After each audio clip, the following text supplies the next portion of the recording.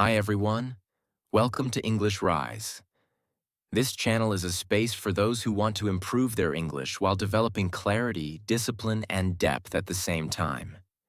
Here, language is not rushed, and learning is not treated as entertainment.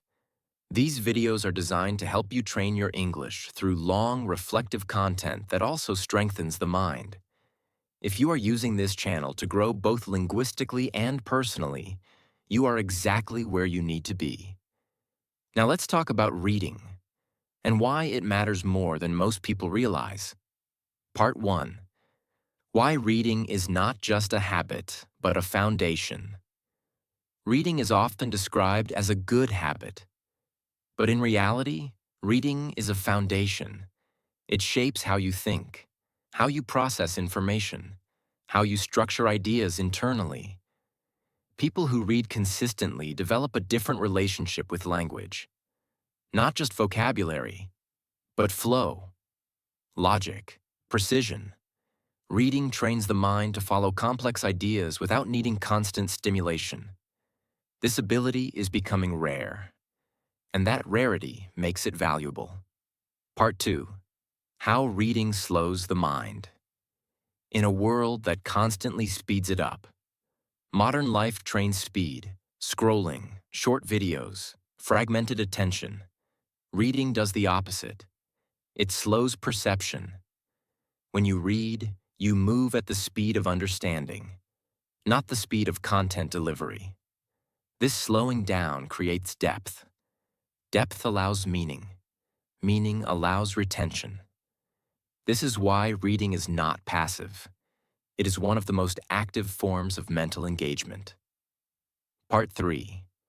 Why reading builds inner silence. Silence is not the absence of sound. It is the absence of noise.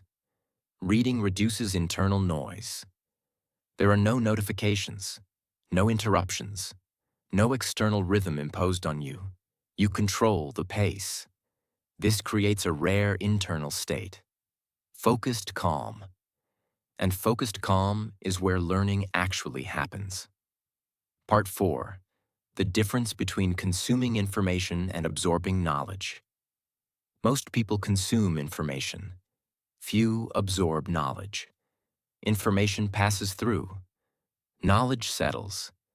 Reading encourages absorption. You pause. You reflect. You reread. This repetition strengthens neural connections. What you absorb becomes part of how you think. This is why readers often speak more clearly. Their thoughts are structured internally first. Part 5. Why reading trains. Patience and discipline. Reading requires commitment. You do not receive instant reward. You stay with a text before it gives you something back. This trains patience. And patience is a core skill, not just for learning, but for life. Discipline grows quietly each time you choose to read instead of seeking immediate stimulation. Part 6. The direct connection between reading and learning English. Language is pattern. Reading exposes you to patterns repeatedly. Sentence structure, word placement, natural phrasing. This is how fluency develops. Not through memorization, through familiarity. When you read in English, you internalize rhythm. Over time, your mind stops translating. It starts recognizing. This is one of the most important shifts in language learning. Part 7. Why reading is more effective than many active methods. Many learners believe they must always be speaking. Speaking is important, but without input, output is limited. Reading builds internal reference. It gives your mind material to work with. Strong speakers are almost always strong readers. Reading feeds expression. Part 8. How reading changes your relationship with words. Words stop being isolated units. They become tools. You begin to sense tone, nuance, emphasis. This sensitivity cannot be rushed. It develops through exposure. Reading provides that exposure in its most stable form. Part 9. Why reading long texts matters more than short content. Short content trains reaction. Long texts train endurance. Endurance allows complexity. When you can stay focused for long periods, your comprehension deepens. This is why long-form reading translates so well into listening comprehension. You train attention. Part 10. Reading as a form of mental training. Reading is not only intellectual, it is psychological. It strengthens focus, reduces impulsivity, improves emotional regulation. A mind trained to read is a mind trained to stay, to remain present without needing escape. This capacity affects everything else you learn. We are still at the foundation, because reading is not only about knowledge or even language. It shapes identity. Part 11. Reading as the missing link in most English learning journeys. Most people try to learn English from the outside in. They focus on speaking first, on rules, on performance. Reading works in the opposite direction. It builds language from the inside out. When you read consistently in English, your mind is exposed to thousands of correct sentences without pressure, without urgency, without fear of making mistakes. This exposure creates familiarity, and familiarity is what reduces resistance. Over time, English stops feeling foreign. It starts feeling predictable. You no longer guess how sentences should be formed. You recognize them. This is one of the deepest forms of learning, and it cannot be replaced by shortcuts. Part 12. Why reading trains your brain to think in English, not translate. Translation is a sign that language has not settled yet. When you translate, your brain is working twice. Once to understand, once to convert. Reading reduces this burden. Through repetition, your brain begins to associate meaning directly with English structures. You stop decoding. You start understanding. This happens gradually, quietly, one sentence at a time. The more you read, the less your mind needs to reach for your native language. And this is not something you force. It emerges naturally. Part 13. How reading builds vocabulary in context, not in isolation. Memorizing words rarely creates fluency. Words learned in isolation fade quickly. Reading places words inside meaning, inside emotion, inside intention. When you encounter a word repeatedly in different contexts, your brain builds a multi-dimensional understanding. You learn not just what the word means, but how it behaves. This is why readers develop a more natural vocabulary. They do not sound mechanical. They sound human. Part 14. Why reading long texts trains listening comprehension. Listening and reading share the same cognitive foundation. Both require sustained attention. If your mind drifts while reading long texts, it will drift while listening as well. Reading trains endurance. The ability to stay with an idea from beginning to end. This is exactly what long-form listening requires. When you read long texts in English, you are preparing your brain to follow long-spoken narratives. This is why reading is not separate from listening. It supports it. Part 15. The psychological safety that reading provides to language learners. Many learners avoid speaking because of fear. Fear of sounding wrong. Fear of being judged. Reading removes this pressure. There is no audience, no performance. You are free to make mistakes internally. This safety is crucial because confidence is not built through exposure to stress. It is built through repeated success. Reading provides quiet success. Part 16. How reading strengthens internal language structure. Language is architecture. Reading shows you how ideas connect, how arguments are built, how thoughts flow logically. This internal structure is what later appears in speech and writing. People who struggle to speak clearly often struggle because their thoughts lack structure. Reading provides that structure. You absorb coherence. Part 17. Why reading is a long-term strategy in a short-term world. Reading does not reward immediately, but it builds something rare: intellectual patience. This patience allows you to stay consistent even when progress feels invisible. In language learning, this patience is everything, because fluency is not a moment. It is an accumulation. Reading supports accumulation. Part 18. How reading creates a private space for growth. Reading is intimate.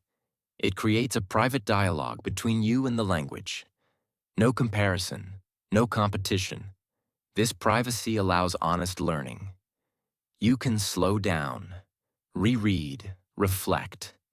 This depth is what transforms information into ability. Part 19. Reading as daily training for English and the mind. When you read daily in English, you are training more than language. You are training focus, discipline, consistency. These qualities transfer. They affect how you study, how you listen, how you think. Reading becomes a cornerstone. Part 20. Why reading is not optional for those who want depth. If your goal is surface-level communication, reading may feel optional. But if your goal is depth, clarity, and long-term fluency, reading is essential. It is not the fastest method. It is the most stable one. And stability creates mastery. Part 21. How reading quietly reprograms your relationship with English. At the beginning, English often feels like a task, something external, something you need to do. Reading slowly changes this relationship. When you read in English consistently, the language stops being an obligation and becomes a presence. You begin to encounter English in moments of calm. This matters more than people realize. The brain associates emotional states with learning. If English is always linked to pressure, deadlines, or correction, the mind resists. Reading removes that resistance. You are not being tested. You are not being evaluated. You are simply exposed. Over time, English becomes familiar in silence, and familiarity removes fear. Part 22. Why reading makes English feel more natural than studying. Studying often isolates language. Rules here, exercises there. Reading integrates everything. Grammar appears naturally. Vocabulary appears naturally. Structure appears naturally. You stop asking, "Is this correct?" You start feeling, "This sounds right." This intuition is one of the clearest signs of progress, and it only develops through massive, calm exposure. Reading provides that exposure without overload. Part 23. The cumulative effect of reading a little every day. Reading does not need intensity. It needs continuity. 10 minutes a day compounds quietly. Your brain does not forget patterns once they are reinforced consistently. You may not notice progress daily, but after months, English sentences feel lighter. Your eyes move faster. Your understanding deepens. This is accumulation, and accumulation is how fluency is built. Part 24. How reading supports spoken fluency without forcing it. Many learners try to force speaking. They push output before input has stabilized. Reading delays speaking, but strengthens it. When you finally speak, sentences arrive with less effort.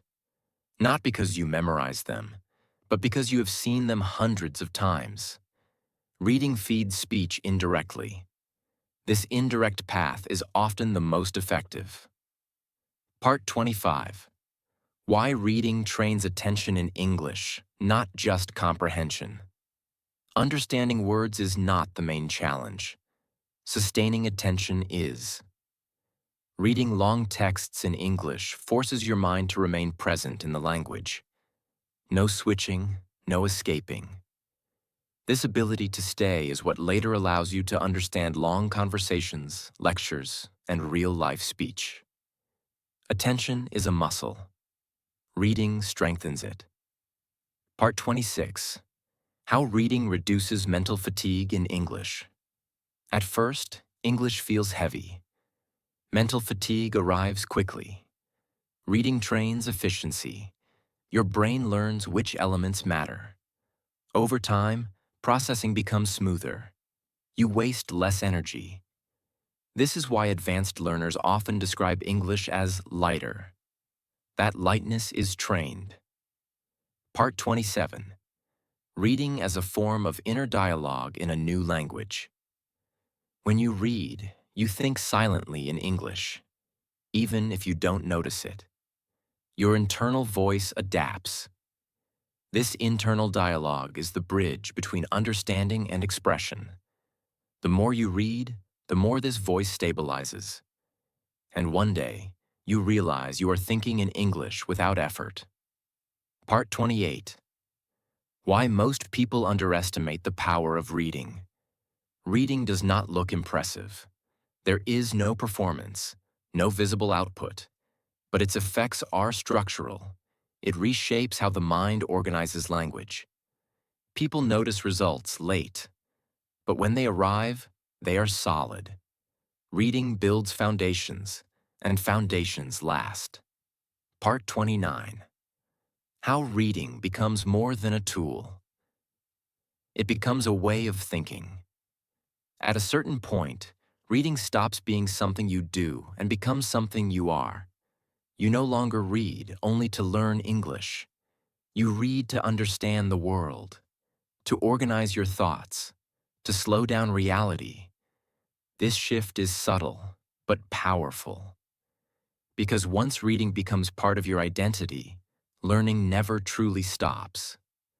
Language becomes fluid. Ideas become clearer. Thinking becomes deeper.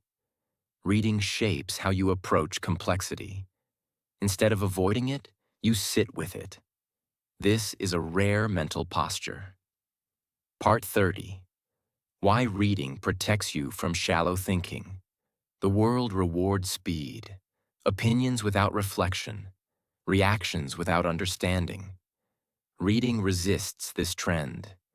It teaches you to follow an idea fully before judging it.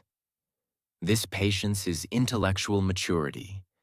When you read regularly, your mind becomes less reactive and more discerning. This affects how you speak, how you listen, how you decide. Reading is not just educational, it is stabilizing. Part 31. Reading as a daily practice of discipline and presence. To read consistently, you must choose focus. You must step away from constant stimulation. This choice trains discipline, not aggressive discipline, quiet discipline, the kind that compounds. In English learning, this discipline is invaluable. It keeps you moving forward even when motivation fades, because reading does not rely on excitement. It relies on presence. Part 32. Why reading is one of the safest ways to build confidence in English. Confidence does not come from knowing everything. It comes from familiarity. Reading creates familiarity without pressure. You see the same structures, the same expressions, the same rhythm. Over time, your confidence grows naturally, not forced, not performed, but grounded. Part 33. The long-term effects most people never connect to reading. Years later, people who read consistently think more clearly, they articulate better, they listen more attentively. In another language, These effects are multiplied because you are not only learning words, you are training cognition. Reading shapes the mind quietly, patiently, and permanently. Part 34. Reading as a bridge between English and self-development. This is why reading fits so naturally within English Rise. Language is not separate from who you become. As you read in English, you are developing patience, clarity, and inner structure. English becomes a medium, not a barrier, and learning becomes a process of alignment, not pressure. Reading is not loud. It does not demand attention, but it builds something few other habits can. Depth. Depth in language. Depth in thought. Depth in how you experience the world. If you are learning English and you want something stable, something that grows quietly and lasts, reading is not optional. It is foundational. Here on English Rise, this is the path we value. Calm, consistency, long-term mastery. If this kind of content helps you improve your English while also strengthening your mind, consider subscribing to the channel and continuing this journey with us. Thank you for staying until the end. We'll see you in the next episode.